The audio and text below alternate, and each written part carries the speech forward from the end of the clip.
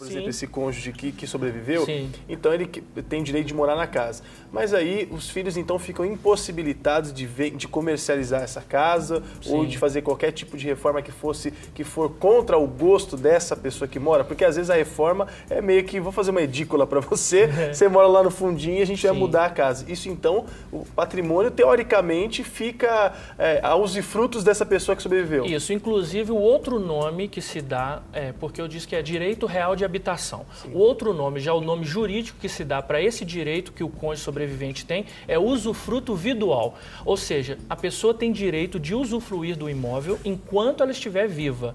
É claro que se houver benfeitorias necessárias, por exemplo, vamos imaginar, Deus livre e guarde, nessas chuvas, derrubou um muro, derrubou alguma coisa, precisa se fazer uma intervenção. Aí sim, mesmo contra a vontade, é possível se fazer, porque a pessoa está preservando o seu próprio patrimônio. Agora, é uma situação muito delicada, porque a gente sabe que existem casos, como eu vou falar agora, em que a pessoa, ela não é o primeiro casamento do falecido, né? E a família do primeiro casamento, os filhos ou os parentes, fazem uma pressão muito grande para o cônjuge sobrevivente deixar o imóvel. Exatamente. Né? E a pessoa fica numa situação tão... Ela não tem... A pessoa, eu já vi casos assim, a pessoa não tem condição de mudar, pagar um aluguel, porque às vezes foi uma... Normalmente isso acontece mais com mulher, né? Sim. Foi uma esposa dedicada, cuidou a vida toda, etc. Não teve a oportunidade de trabalhar fora, até mesmo porque o falecido não permitia. Né? Normalmente isso acontece com pessoas mais velhas um pouco, né? E aí a pessoa fica numa situação na sarjeta. E os filhos ali, ou a primeira família pressionando para sair. Quer dizer, a pessoa pode ingressar com uma ação. Esse é justamente o espírito da lei. Possibilitar que o cônjuge sobrevivente, ele não fique ao Deus dará, não fique na rua, não fique na Rua da Amargura, Ele não tá fique debaixo da ponte e tal. Agora, interessante também que esse direito não é somente para cônjuges casados com certidão de casamento, não. Concubinato também, união estável também. As pessoas que vivem em união estável, em concubinato, também têm esse direito. Eu tive até um caso assim, específico no escritório que a mulher era o segundo casamento. Ela viveu, constituiu família com o rapaz, tiveram 2 filhas. E ele tinha uma filha do antigo casamento. Quando ele faleceu, a filha do primeiro casamento entrou com a ação para tentar retomar o imóvel. Mas o juiz deu a eles o direito de permanecer no imóvel até o falecimento da mulher. Então, ela tem o direito de ficar ali. Agora, um caso muito comum, Irlan, é o seguinte, a mulher que não trabalha, ela deixou de trabalhar, portanto, não tem também aposentadoria e o marido vem a falecer. Sim. Nesse caso, não só em relação ao bem material, ao apartamento ou à casa que essa mulher tem direito de morar, ela tem direito a algum valor, alguma pensão por mês? Sim. Se a pessoa, o falecido, né, se ele, por exemplo, ele era funcionário público, ela vai receber uma pensão do ente público que ele estava vinculado. Se ele pagava o INSS, ela também vai receber uma pensão por morte do marido que trabalhava em alguma empresa e recebia. Se ele já era pensionista, também ela vai receber uma pensão por morte. Ou seja, desde que ele tenha algum vínculo trabalhista de alguma forma, que seja funcionário público ou que seja de seletista, né, através da carteira de trabalho assinada, ela vai ter um resguardo sim. Caso ele não tenha nenhum fundo desse tipo de garantia financeira, ela não recebe nada. Não recebe nada. Aí a não ser que ela seja aposentada. A não ser que ela já seja aposentada. Agora você falou uma coisa interessante. Quando a pessoa morre, precisa-se do inventário para receber o acerto trabalhista. O inventário precisa para tudo, né? Precisa para olha, por exemplo, a esposa não tinha a conta corrente, a senha da conta corrente do marido. Ele faleceu. Como que ela vai resgatar os valores? Através do inventário. O atestado de óbito somente não resolve. Não resolve. A certidão junto ao INSS, alguns bancos aceitam. A certidão junto ao INSS de dependência, você consegue, em alguns casos, sacar o fundo de garantia.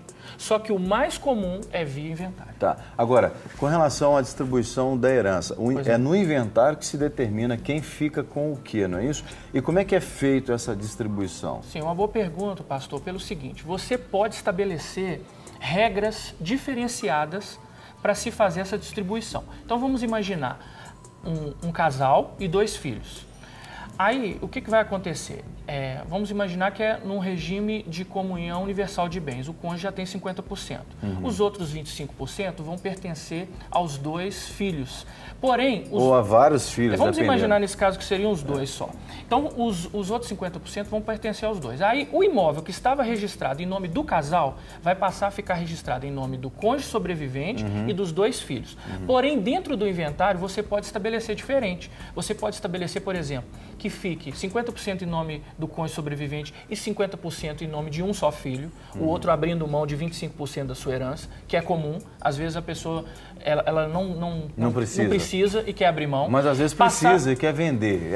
É possível, não dentro do processo do inventário. Primeiro precisa definir o inventário. Entendi. Vamos imaginar que também é muito comum que os filhos abram mão do seu direito a favor da mãe.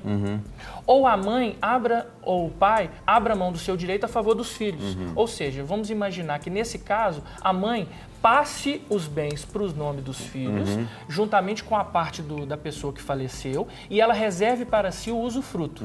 Ou seja, na falta dela, não precisa fazer outro inventário. Já está tudo resolvido. Bastaria apenas levar a certidão de óbito. Agora, doutor, o inventário tem um custo, isso é óbvio. Sim. O advogado é quem pode ingressar com a ação do inventário, se me corrija se eu estiver errado. Correto. E aí a pessoa que ficou e não tem recurso financeiro para concretizar um inventário, ele consegue um resguardo por lei para conseguir fazer isso ou não? Por exemplo, às vezes é um pai que possuía alguns bens, ele nem imaginava que tinha esses bens, o pai falece, aí vão comunicar a ele que ele precisa entrar com o inventário, ele não tem recurso algum financeiro porque ele não participava nem ativamente da vida do pai, mas enfim ele era filho, né? Como que acontece nesse modo? Nesse caso específico, vamos imaginar o seguinte: se tem inventário é porque deixou algum patrimônio, algum valor. A tabela de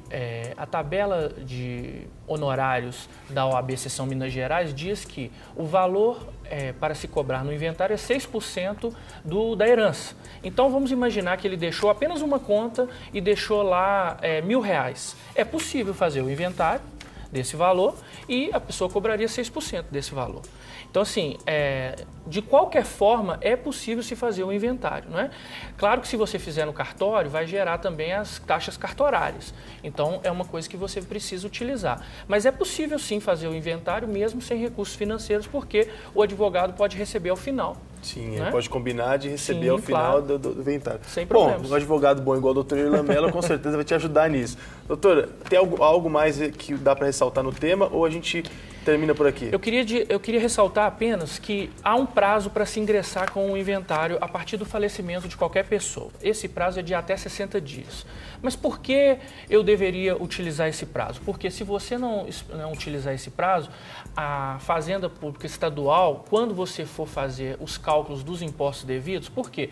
No inventário você tem que fazer o cálculo de impostos estaduais, municipais e federais. Existe um imposto chamado ITCD, que é Imposto de Transmissão, Causa Mortes e Doação. Se você ultrapassa esse prazo de 60 dias, há uma multa sobre esse imposto. Então, o ideal é que você ingresse com o inventário dentro do prazo de 60 dias para evitar o pagamento dessa multa.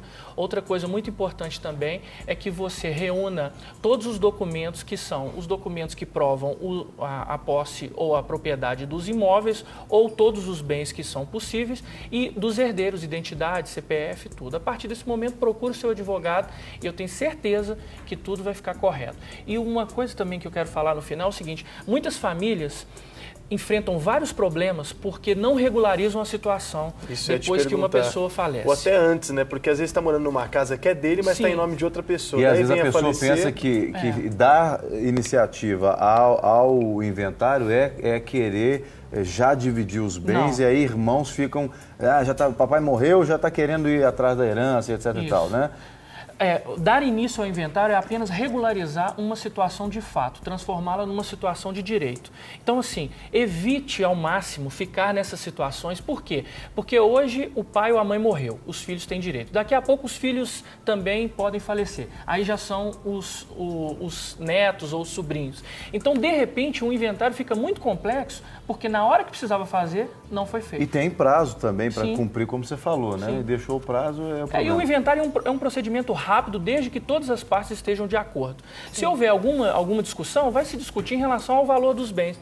Mas, assim, todas as partes estando de acordo, olha, eu já tive um procedimento dentro do escritório que foram 27 dias. Que é isso, e no cartório também já tive procedimento que foram 17 dias. Então, assim, estando todo mundo de acordo, é possível fazer o inventário rápido e não deixar para que no futuro cause problemas para os seus filhos, para os seus netos. Não é verdade? Doutor Irlan, a gente quer agradecer mais uma vez a sua participação. Obrigada. Reforçando, então, vale a pena você regularizar toda a documentação em vida, né? Principalmente você que tem imóveis, você que mora em algum lugar aí que está em nome de outra pessoa, às vezes nome de um tio que na época que comprou não conseguiu fazer o financiamento. Enfim, regulariza isso, porque não é que a gente está pensando na sua morte, não, mas realmente é muito mais fácil para depois que as coisas acontecem, tá tudo arrumadinho. E né? mais informações, acessa lá o seuadvogado.com.br. É isso aí. Doutor Irlan Mello vai tirar suas dúvidas.